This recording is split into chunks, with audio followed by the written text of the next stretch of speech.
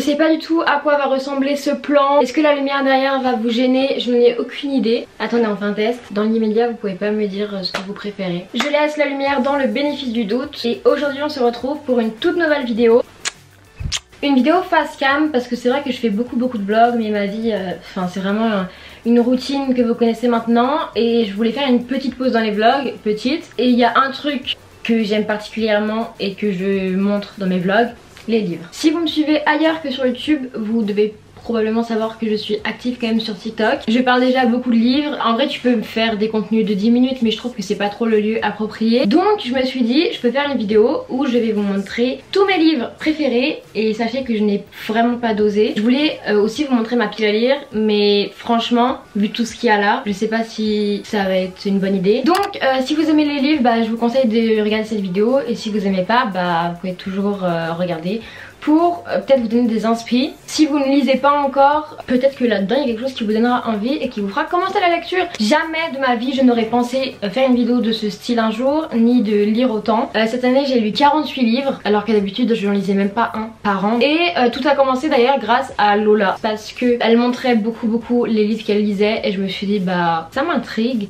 Et je crois que c'est en 2021 que je vous ai montré le premier livre que j'avais acheté à la Fnac. Je me suis pris, alors là vous allez être mais sur le popotin quoi. 2021 m'a fait prendre de bonnes résolutions et il m'a fait changer. Je me suis mise à lire, ouais. Donc j'ai acheté ce livre là. Donc, par contre c'est cher un livre. Donc je crois que je vais les louer, je sais pas si c'est possible, mais c'est pas possible de payer aussi cher pour un livre. Et voilà. Mais je lis vraiment beaucoup depuis janvier. Mais j'ai une panne de lecture de mars à juin. J'ai rien trié, mais je pense que je vais trier. Il y aura donc des one-shots, des sagas.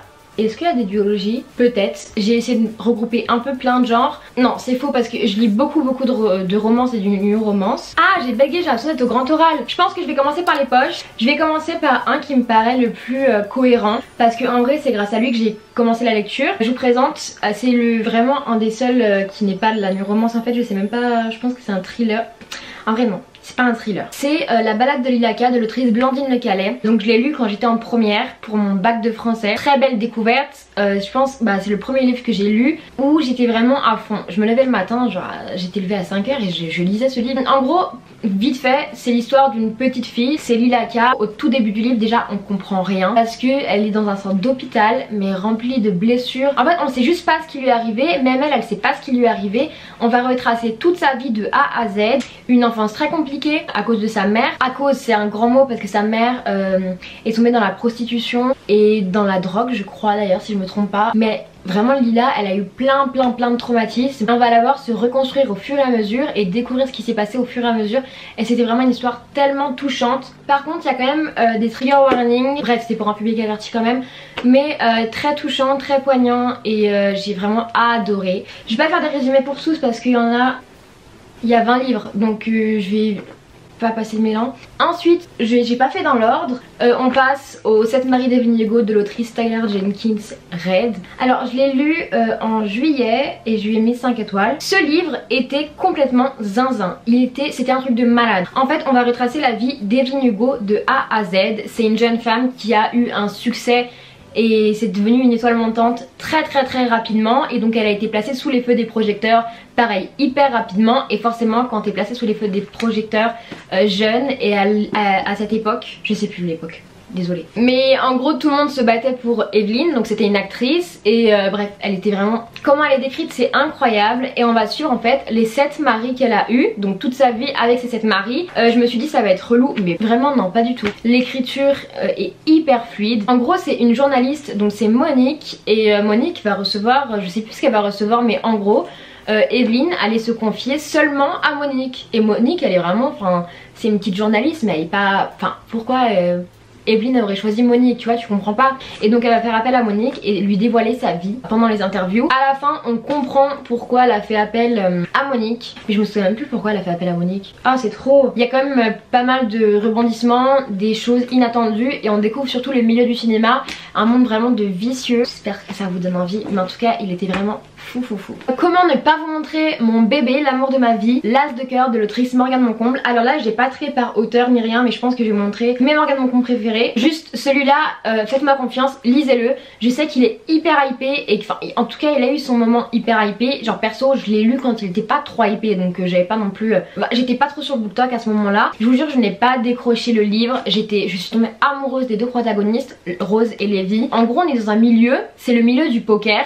Et ils vont se rencontrer mais ils vont être ennemis. Et vraiment la trope enemies to lovers, c'est vraiment ma trope préférée, si c'est bien fait. Mais en tout cas enfin là c'est Morgane Moncomble, donc faites-moi confiance. Sa plume est incroyable. Les deux protagonistes c'était mes petites pépites. Les deux sont trop intelligents. Rose c'est vraiment la fille qui n'a besoin de personne, qui est badass et qui contourne toutes les règles. Vraiment c'était un livre hyper addictif. Je continue avec Morgane Moncomble, donc j'en ai 4 à vous montrer. Viens on s'aime, toujours de la même autrice. Je lui ai mis 4,5 ouais. Pour celui-là on est sur une trope Friends to Lovers et on va suivre Lohan et Violette qui vont devenir amis d'une façon assez bref c'était rigolo et finalement ils vont se rendre compte qu'il y a plus que de l'amitié, mais c'est pas genre hyper bateau. Il y a vraiment plein de choses dans le livre et plein de rebondissements. Ils vont pas être amoureux dès les 100 premières pages, tu vois. Vraiment jusqu'à la fin ils luttent contre leurs sentiments, je sais pas comment expliquer. En vrai il est pareil, il était trop bien. Ensuite on a Falling Again que j'ai lu en mars je crois. Falling Again c'est une histoire de second chance romance. On va suivre Aaron et Fleur qui étaient vraiment amis quand ils étaient petits. Il va y avoir un événement qui va faire qu'ils vont se séparer et puis ils vont se retrouver vraiment longtemps après. Mais quand ils vont se retrouver, Fleur va être embauchée dans une boîte et le boss de la boîte, il me semble que c'est le boss mais bon c'est Aaron, il est surdoué et tout, il est hyper fort, mais en fait il ne reconnaît pas Fleur, il sait pas qui c'est, voilà. Je dis juste ça. Pour Morgane Moncomble du coup le dernier c'est un brochet et ça va pas étonner. C'est Un automne pour te pardonner. Il y a eu la cover reveal là de Un hiver pour te résister. J'ai trop hâte. Donc Un automne pour te pardonner c'est le tome 1 de ces 4 des 4 tomes qui vont sortir pour les saisons. Celui-ci est fou. En gros on va suivre Camélia et Lou. Camélia c'est une jeune avocate et elle s'était fait harceler à l'école par Lou, Rory et 2 autres personnes. Et en fait Rory, l'harceleur principal, va mourir et la personne suspectée du meurtre c'est Lou. Donc Lou qui était vraiment le meilleur ami de Rory et Camélia va devenir l'avocate de Lou pour elle veut se venger de lui en fait. Mais finalement on va se rendre compte que Rory a laissé plein d'indices partout et tous les indices vont mener à celui qui l'a tué. C'est comme un Cluedo. On est à Édimbourg, ça se dit comme ça, je sais pas, dans un cadre hyper vraiment du coup pour la saison quoi, automnale. Tout y était, vraiment tout y était, ça te retourne le cerveau, enfin bref. Et à la fin surtout il y a un gros plot twist, on s'y attend pas, franchement on s'y attend pas celui-là. Le travail autour des énigmes, autour du mystère et autour de vraiment tout était parfait. Bref voilà, j'arrête de parler mais je lui ai mis 5 étoiles. Ensuite je continue dans les poches et je vais parler de Colleen Hoover. J'en ai 3. Ah non j'en ai 5. Et depuis que je lis ces livres j'ai eu une seule déception et je l'ai revendu. C'était Un bonheur imparfait que j'ai pas aimé. Mais sinon tout était, c'est pareil, c'était vraiment parfait. Le premier que j'ai lu de cette autrice c'était Too Late. Chef-d'œuvre, vraiment c'était un chef-d'œuvre. Trigger warning, attention parce que je l'ai pas beaucoup précisé, mais il y en a quand même pas mal avec des trigger warning. Je suis vraiment super nulle pour donner des âges, mais celui-là faites vraiment gaffe. Après souvent il y a des notes d'auteur. Je l'ai lu en décembre dernier. C'est une fille qui s'appelle Sohan et qui est avec un mec qui s'appelle Asa. Et Asa vraiment c'est un peu comment expliquer, c'est un peu un pervers narcissique, mais même plus que ça en fait. C'est vraiment bip pardon mais c'est vrai. Juste elle est un peu prise au piège dans cette relation. Elle se rend pas compte forcément qu'elle est prise au piège, mais il y a un mec qui va venir l'aider, mais il y aura plein de retournements de situation et tout, mais j'ai juste pas envie de trop en dire. Mais franchement il était vraiment parfait. Pour continuer On n'a jamais plu, je crois que c'est le deuxième que j'ai lu de Colleen Hoover. Celui-là je l'ai lu il y a pas trop longtemps, j'ai mis 5 étoiles parce que c'était un coup de cœur aussi. Dès qu'on me demande par quoi commencer la lecture, je dis si l'âge est ok, donc je pense 15-16 ans. Celui-ci. On suit Lily et on a des flashbacks de son passé qui étaient hyper bien construits. J'ai adoré les lettres, je crois que c'est les lettres à Hélène. Elle écrivait des lettres sur sa vie et puis on avait le flashback de son premier amour, c'était Atlas. Et d'ailleurs c'est dans le livre À tout jamais qu'on va vraiment suivre Atlas et Lily. Il était vraiment, c'est une dose d'amour celui-là. Mais pour pas trop en dire, celui-là en gros il traite de relations hyper toxiques. Vraiment j'en dis pas trop, juste allez le lire parce que c'est une très bonne leçon et il est très beau. Ensuite Ugly Love, alors celui-là franchement il y en a tellement qui le détestent et j'ai pas trop compris pourquoi les gens le détestaient. Dans celui-là on suit Tate et Miles qui vont être voisins parce qu'en gros Tate elle va venir habiter chez son frère et je crois que Miles c'est le meilleur ami de son frère. Déjà on a la proximité, enfin on a surtout trop voisin quoi. Il était franchement beau, il y a quand même beaucoup de smuts. Dans certains je me souviens pas vraiment s'il y en a beaucoup ou pas, mais dans celui-là je sais qu'il y en avait quand même pas mal. Il y a Miles qui avait prévenu Tate qu'il ne voulait pas d'attache. Il fallait pas parler du futur, il fallait pas parler du passé, et en fait on découvre ce qui s'est passé dans son passé pour savoir pourquoi il est comme ça. Franchement c'était grave bouleversant. Et je sais pas pourquoi les gens ne l'aiment pas, je l'ai adoré.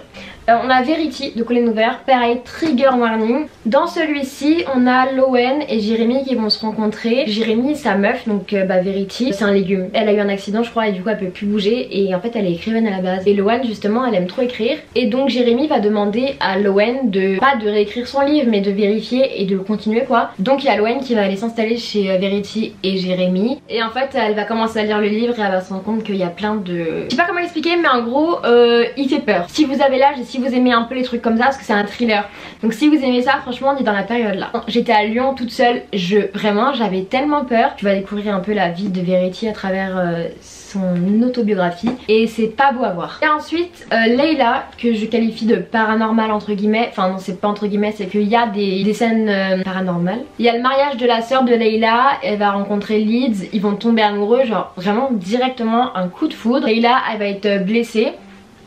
Et à partir de ce moment là il y a tout qui change et Leeds il amène Layla là où le mariage de sa sœur s'était déroulé parce que c'était un endroit où ils s'étaient rencontrés, donc c'était hyper significatif, hyper mignon. Sauf que vraiment Layla c'est pas la même et lui il va faire face à des signes paranormaux et donc on va suivre ça et puis vraiment la dégradation de leur histoire d'amour. Ok, on passe aux poches, on va parler de C.S. Quill. Je sais pas comment expliquer mais elle a une plume. Juste en fait dans ses livres si tu veux tu rigoles. Donc je parle de la saga Campus Driver, donc j'ai le tome 1, tome 2 et je vais bientôt lire le tome 3. J'ai adoré le tome 1, j'ai adoré le tome 2. J'ai Fan Squad aussi de cette autrice que je n'ai pas encore lu, mais franchement quand tu lis ses livres tu te demandes comment elle fait pour avoir autant d'inspiration au niveau des tacles. Enfin, en fait les personnages ils se taclent tout le temps mais c'est tellement drôle, tu tapes des barres mais vraiment. Et dans celui-là tu suis Lane et Lois. Lois elle était avec son copain et il l'a quitté, ils vivaient ensemble mais c'était surtout la part de son copain et c'était la rentrée. Lane il va trouver Lois dans la cage d'escalier, il va lui dire bah viens cette nuit meuf, tu ressembles à rien là, t'as chialé, c'est la rentrée demain, viens. Finalement elle devait partir donc le lendemain et il y a plein, à cause de plein d'événements en gros elle reste chez Lane et puis les deux ils se chamaillent quoi, et vraiment ils se chamaillent mais c'était hyper bien. À côté t'as le groupe des Campus Drivers, donc en gros eux ils sont dans l'école et ils font des courses de voitures, enfin c'est des Uber quoi pour les personnes de l'école. Ensuite on passe à Christina Lauren. Ce sont deux autrices que j'aime particulièrement. Le premier que j'ai lu c'est Josh et Hazel ou comment n'est pas tombé amoureux. Donc dans ce livre je suis Josh et Hazel qui étaient des connaissances, franchement pas amis, c'était vraiment des connaissances. Ils vont se retrouver plus tard et en gros Hazel c'est la meuf vraiment pas comme les autres mais dans le bon sens, vraiment elle est hyper rigolote, elle a sa façon de penser et rien que les premières pages tu rigoles. Et en gros t'as Josh qui va vraiment l'apprécier à sa juste valeur et pas du tout la juger ou quoi, tu vois, genre vraiment il est là pour elle. C'est une petite romance hyper mimi. Et celui que j'ai lu cet été, donc c'est Lundi et Lune de miel, j'ai mis 5 étoiles. Dans celui-là c'est un Enemies to Lovers. Olive et Ethan vont partir en lune de miel parce que en gros la lune de miel était destinée à la sœur d'Olive et au frère d'Ethan, sauf qu'il y a eu une intoxication alimentaire au mariage et les seuls qui n'ont pas eu l'intoxication alimentaire sont Ethan et Olive parce que ils ont pas mangé comme les autres. Bref, donc en gros c'est les deux frères et sœurs qui vont aller ensemble, ils peuvent pas se voir et il va se passer plein de trucs pendant la lune de miel. Ça va être trop drôle et franchement j'ai adoré. Et lisez-le en été parce que c'est vibes été quoi, ils sont sur une petite île à côté d'Hawaï donc c'est parfait. J'en ai fini pour les poches. Ah non j'en ai encore un pour les poches et celui-là c'est surtout pour le mood qui arrive là. On n'est pas encore en hiver mais bon automne-hiver c'est parfait. Maxime Chatham, L'illusion, c'est un petit thriller qui m'a fait flipper à Lyon, je crois que c'était en décembre dernier. C'est Hugo qui va aller dans un petit, dans une...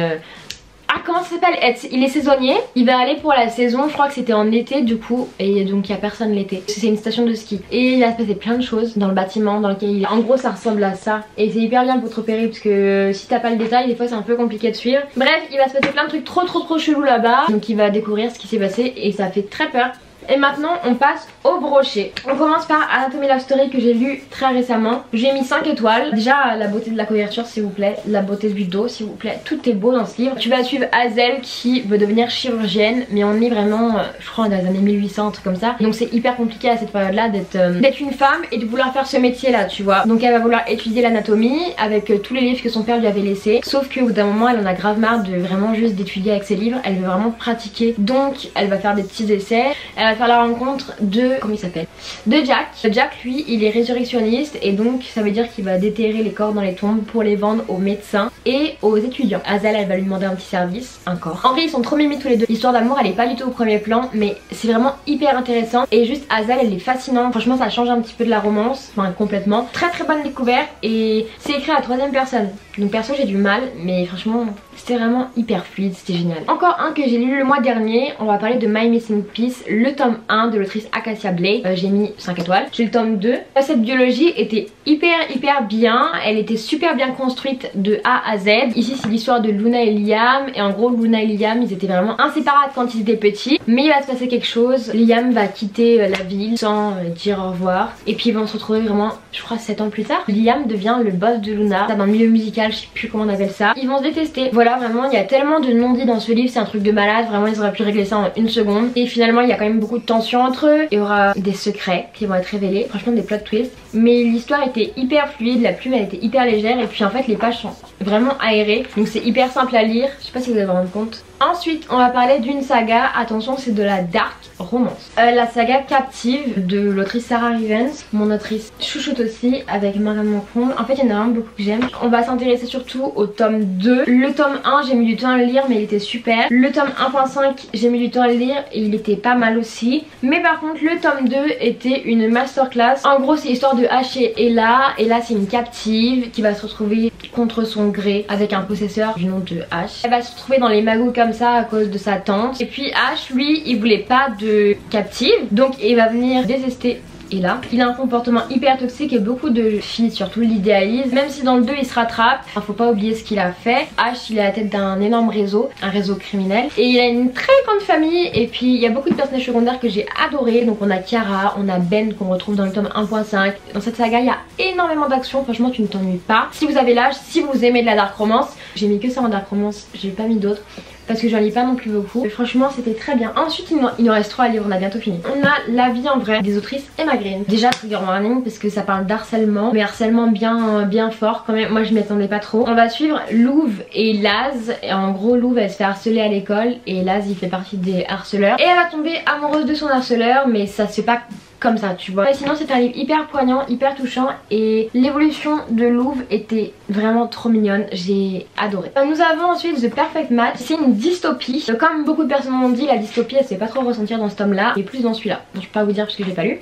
On est au 22e siècle, pardon. Il y a une histoire d'âmes sœurs. En gros c'est la société qui va décider des personnes qui doivent être ensemble, donc des âmes sœurs. Si c'est je crois égal ou supérieur à 50, ça veut dire qu'ils peuvent être ensemble. Mais que par contre ils doivent être ensemble, genre, ils doivent se marier et vivre ensemble. Donc on a Elliot et Ashton qui sont ensemble et qui veulent, enfin qui font le test des âmes sœurs parce qu'ils arrivent à la majorité. Sauf qu'ils sont pas âmes sœurs, mais que Elliot est l'âme sœur de Isaac qui est le frère d'Ashton. Ils sont vraiment à 98,8%. Donc ils vont devoir vivre ensemble, se marier, etc. Ils se détestent, donc la cohabitation n'est pas forcément une très bonne idée entre les deux qui a envie de se tuer. En vrai c'était vraiment hyper sympa, moi j'ai adoré. Il y a des retournements de situation aussi, très cool. Et on termine par l'une de mes dernières lectures, Inheritance Game de l'autrice Jennifer Lynn Barnes. Tome 1, je suis en train de lire le tome 3, je suis à la fin du tome 3, il me reste genre 100 pages. Honnêtement c'est une saga vraiment incroyable, mais vraiment incroyable et je pense même que je peux dire que c'est ma saga préférée. On va suivre Avery qui est une lycéenne et qui n'a pas de, enfin qui n'a aucun moyen, enfin je veux dire elle vit dans sa voiture à nuit. Donc puis voilà, elle a sa soeur, enfin sa demi-sœur qui s'appelle Libby et elle peut compter que sur elle parce qu'elle a pas sa maman. Un jour elle va recevoir une lettre à l'école carrément, enfin c'est un mec en fait qui arrive de nulle part et qui lui dit bah mon grand-père Tobias Anton t'a mis sur son testament.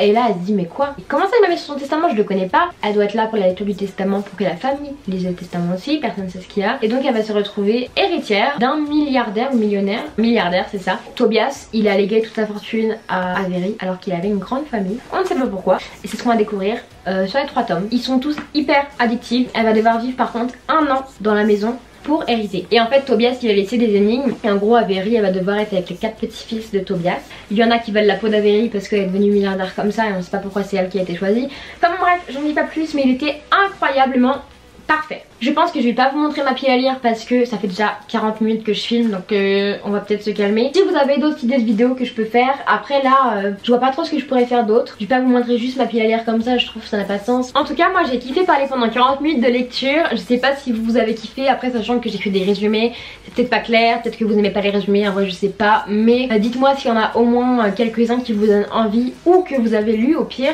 Et au pire n'hésitez pas aussi vous à recommander des livres que vous avez adorés et puis qu'on puisse les découvrir ensemble. En vrai je suis trop contente d'avoir fait cette vidéo. Ça change un petit peu de ce que je fais. Bon je parle toujours de livres mais voilà. En vrai j'espère que ça vous aura diverti, que ça vous aura fait passer un peu de temps de votre dimanche. Merci de m'avoir écouté. Écoutez, je vous fais plein de bisous et je vous dis à bientôt pour une prochaine vidéo. Bye bye.